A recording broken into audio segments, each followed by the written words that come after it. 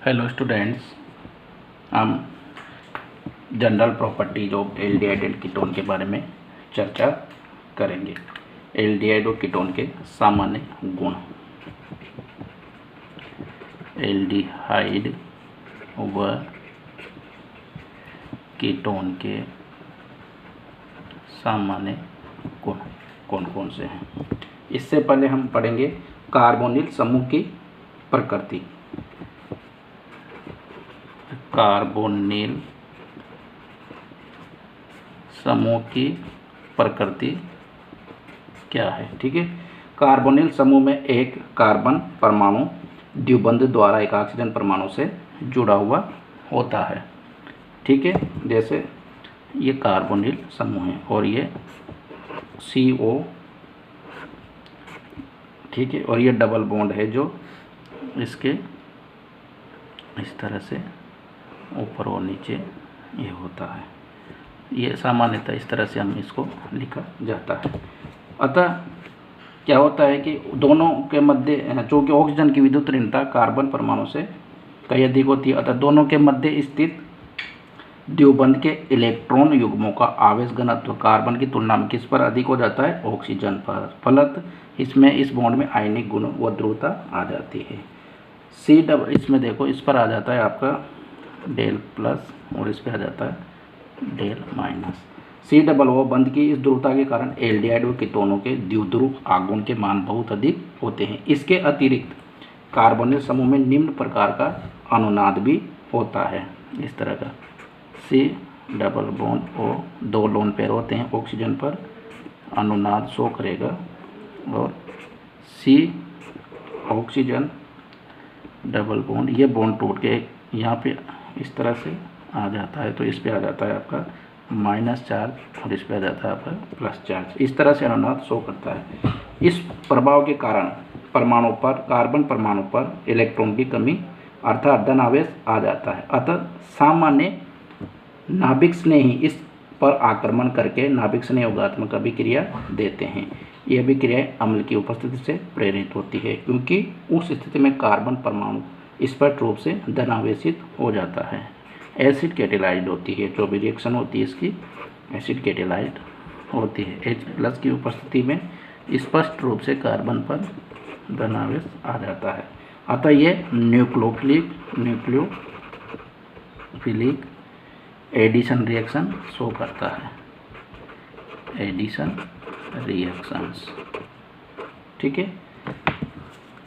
यहाँ पर अब एक बात ध्यान देने योग्य है कि कार्बन परमाणु के धनावेशित होने के कारण कार्बोनिल समूह का अणु में तीव्र -I प्रभाव पड़ता है। इस कारण इस समूह की एल्फा स्थिति पर हाइड्रोजन परमाणु होता है वह तीव्र अम्लीय हो जाता है और कार्बनिक यौगिक बहुलीकरण और संघनन अभिक्रियाएं देता है। दूसरी है कार्बन रिएक्टिविटी ऑफ, यह तो कार्बोनिल समूह के नेचर के बारे में हमने चर्चा कर ली। अब पढ़ेंगे अब कार्बोनिल यौगिकों की क्रियाशीलता। कार्बोनिल यौगिकों की क्रियाशीलता। कार्बोनिल समूह की शेष दो संयोजकता, ये कार्बोनिल समूह की शेष दो संयोजकताओं के साथ यदि इलेक्ट्रॉन आकर्षित करने वाला -I प्रभाव वाला समूह जुड़े हुए हो तो कार्बोनिल समूह वाले कार्बन की इलेक्ट्रॉन न्यूनता को बढ़ा देंगे, फलस्वरूप यौगिक बहुत अधिक क्रियाशील हो जाएगा। इसके विपरीत यदि कार्बोनिल समूह के साथ +I इफेक्ट वाले समूह जुड़े हुए हों तो वो कार्बोनिल समूह की क्रियाशीलता को कम कर देगा। एग्जाम्पल देखते हैं अपन। फॉर्मेल्डिहाइड है C डबल O, ठीक है, ये CH3 CH डबल O और ये CH3 C डबल O, ठीक है। इसमें मिथाइल ग्रुप का +I प्रभाव देगा, तो ये कार्बन के इलेक्ट्रॉन घनत्व को, जो इस पे प्लस चार्ज है, उसको कम कर देगा, ये प्लस, ठीक है। इसमें एक ही समूह का +I इफेक्ट पड़ रहा है, ठीक है। क्रियाशीलता का क्रम, इसकी क्रियाशीलता का क्रम इस तरह से होगा। क्रियाशीलता का क्रम, ठीक है, तथा एसिड एल्डिहाइड व क्लोरेल की क्रियाशीलता का क्रम निम्न होगा। एसिड एल्डिहाइड, ये CCl3 और C H double bond O, ठीक है। और ये CH3 C H double bond O. अब इस एसिटाल्डिहाइड और क्लोरीन दोनों में कौन अधिक क्रियाशील होगा? देखिए इसमें -I प्रभाव वाला CCl3 जो है -I प्रभाव वाला समूह है, अतः ये इलेक्ट्रॉन को अपनी तरफ कर खींचेगा और इस पर माइनस चार्ज बढ़ जाएगा, प्लस चार्ज और बढ़ जाएगा, ठीक है। तो इसकी क्रियाशीलता अधिक हो जाएगी इससे, और इसका +I प्रभाव पड़ता है हम जानते हैं, तो इसकी जो पॉजिटिव चार्ज है वह कम हो जाएगा, तो इसकी क्रियाशीलता भी कम हो जाएगी। यहाँ पर इंडक्टिव इफेक्ट के अतिरिक्त एक अन्य प्रभाव भी, ये तो इंडक्टिव इफेक्ट के बारे में बात हो गई, यहाँ पर इंडक्टिव इफेक्ट के अतिरिक्त एक अन्य प्रभाव भी कार्य करता है और ये है स्टेरिक इफेक्ट। स्टेरिक इफेक्ट त्रिविमीय प्रभाव जिसको हम बोलते हैं। यदि कार्बोनिल समूह के साथ जुड़ा हुआ समूह बड़ा होगा तो वह आने वाले न्यूक्लियोफाइल के लिए त्रिविमीय बाधा उत्पन्न करेगा, फलस्वरूप यौगिक की क्रियाशीलता कम हो जाएगी, ठीक है। देखते हैं CH3 का whole twice CH3 whole twice CH C double O और O, ठीक है। और एक है आपका CH3 का होल थ्राइस C और CH3 का whole thrice C double bond O। इनमें कौन अधिक क्रियाशील होगा? देखो इस कार्बन पर 3 मिथाइल ग्रुप जुड़े हुए हैं, इस कार्बन पर 3 मिथाइल ग्रुप जुड़े हुए हैं, तो ये बड़े ग्रुप बल्कि ग्रुप है जिसमें आने वाले न्यूक्लियोफाइल को आने में, इसमें आक्रमण करने में कठिनाई होगी। और इसमें 2 न्यूक्लियोफाइल जुड़े हुए हैं, एक हाइड्रोजन परमाणु जुड़ा हुआ है, तो न्यूक्लियोफाइल को अधिक स्पेस मिल जाएगा, तो इसकी क्रियाशीलता अधिक होगी इसकी अपेक्षा, ठीक है।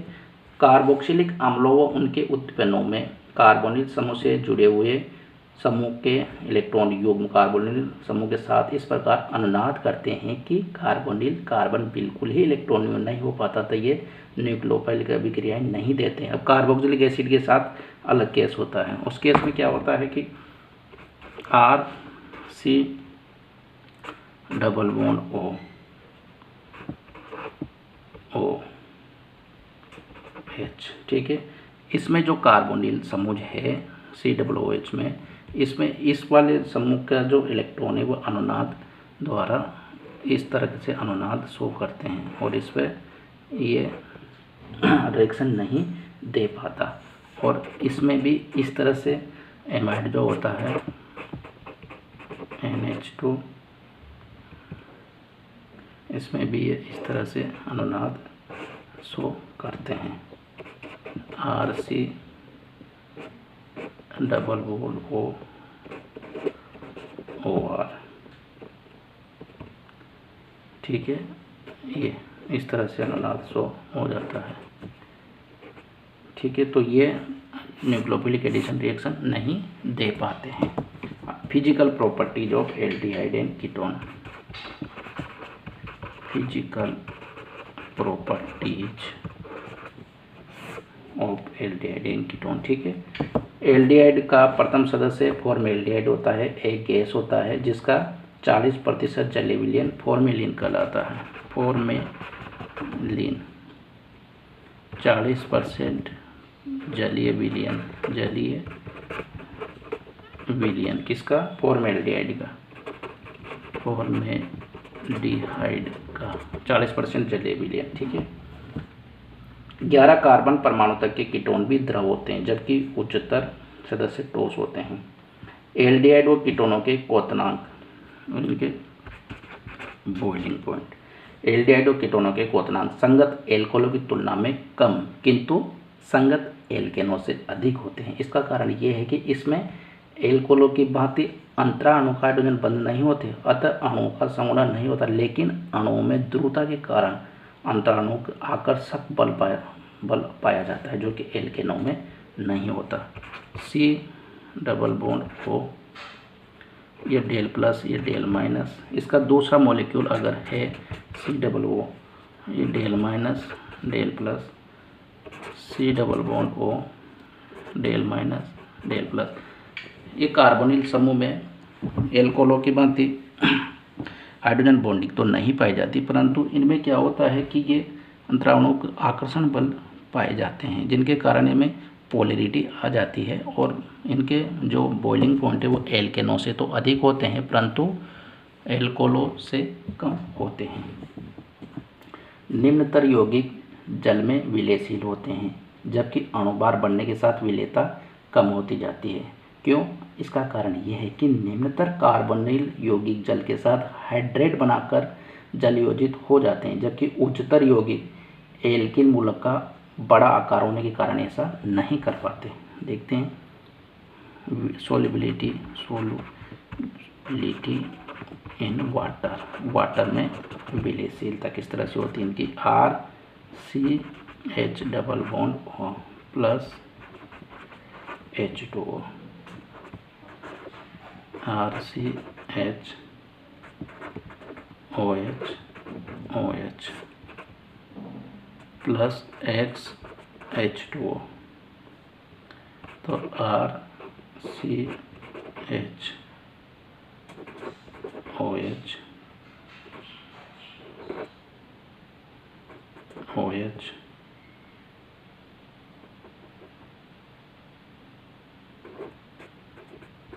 HH ठीक है। इस तरह से इनमें जल में विलेयता होती है। अब इनकी जो केमिकल प्रॉपर्टीज है वो क्या क्या होती है देखते हैं। रासायनिक अभिक्रियाएं, केमिकल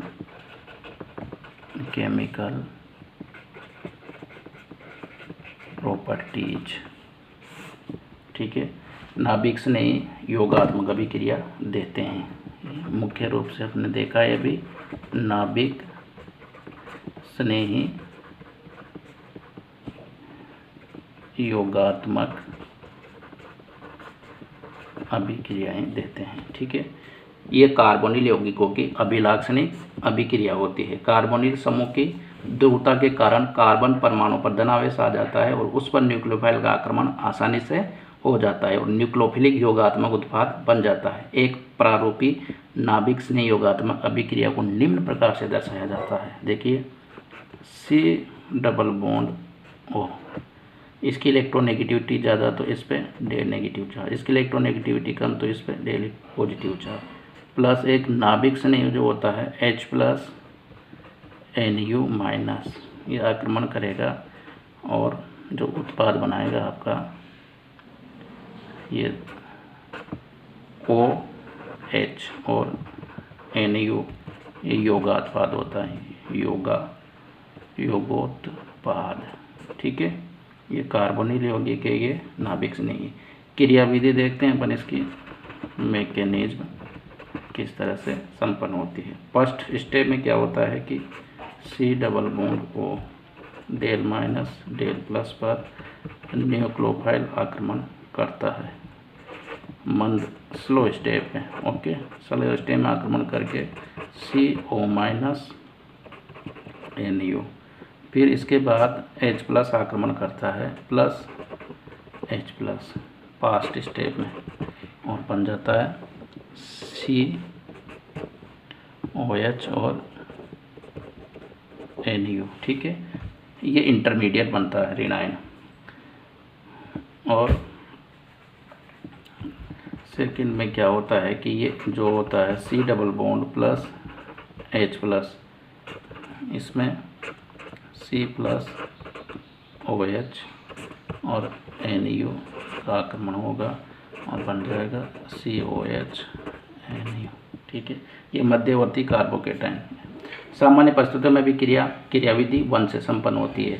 इसमें एक स्थायी मध्यवर्ती ऋणायन बनता है ये, ठीक है, जिसमें विद्युत ऑक्सीजन परमाणु पर ऋणावेश होता है। लेकिन यदि अम्ल उत्प्रेरक की उपस्थिति में विक्रिया करवाई जाए तो पहले कार्बोनिल समूह का प्रोटोनीकरण होता है और फिर नाभिक स्नेही आक्रमण करता है। क्रियाविधि सेकंड है, नाभिक स्नेही के आक्रमण से पूर्व ऑक्सीजन का प्रोटीकरण होने से अभिक्रिया की सक्रियण ऊर्जा घट जाती है और अभिक्रिया आसानी से संपन्न हो जाती है। इस तरह से ये स्लो कुछ इसकी कॉमन मैकेनिज्म थी। नाभिक से नहीं योगात्मक अभिक्रिया की। अब इस कार्बोनिल यौगिक किस किस के साथ रिएक्शन शो करता है इसके बारे में हम अध्ययन करेंगे।